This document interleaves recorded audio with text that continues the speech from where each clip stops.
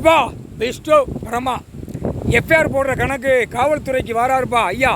நீதி அரசர் தான் போட முடியும். நீதித்துறை உள்ளே கொண்டு போயிடுவார். நீதிபதி ஜட்ஜி க்ளோஸ் பண்ணிடுவார் எழுதி. அதனால் உனக்கு கணக்கு நாங்கள் கொடுக்கணும். 2 பேருமே வந்து எல்லாம் எஃப்ஐஆர் போடுறதெல்லாம் உள்ளே மாட்டணும். அது ஒன்றால் தான் முடியும். புரியுதா? பல கோடி அரசியல்வாதி, நடிகர், நடிகை எல்லாம் டெல்லி டு தமிழ்நாடு மொத்தத்தில் தாய் இந்தியா நாடு முழுவதுமே மாட்டணும். சேட்டை ஓவராக பண்ணி வச்சுருக்கான். அம்புட்டும் சேட்டை. புரியுதா? புரிஞ்சுக்கப்பா. காவல்துறை எல்லா ஸ்டேஷன்லேயும் போய் நீ உட்காருவியான்.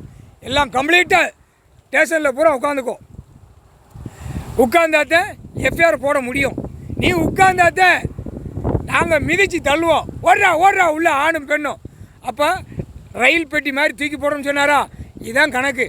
டெல்லியில் பிரதமர் சீக்கிரமாக மாட்டணும். அதான் கணக்கு. ஏன்னா நீ பிரதமராக உட்காந்துட்ட, அவன் உட்காரக்கூடாது. சீக்கிரமாக மாட்டி உள்ளே கொண்டு வா. அடுத்தாப்புல குடியரசுத் தலைவர், அதுவும் கணக்கு முடிச்சிடணும். அதுவும் எஃப்ஐஆர் தான்.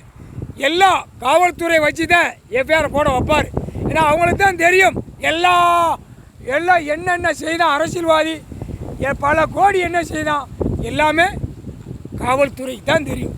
அப்போ கணக்கு வச்சதும் எஃப்ஐஆர் போட்டு தூக்கிடுவார் குடியரசுத் தலைவர். முடிஞ்சு வச்சு எல்லாம் அவ்வளோதான். கதம். இதை பார்த்து பார்க்குறவன் சிரிக்கணும், ஓஹோன்னு ஆடணும். ஆனால் அவனையும் சேர்த்து ஆட்டி குடும்பமே ஆட்டி விட்டு முக்கால் சத்தியம் கையெடுத்து கும்பிட்டானா விட்டு.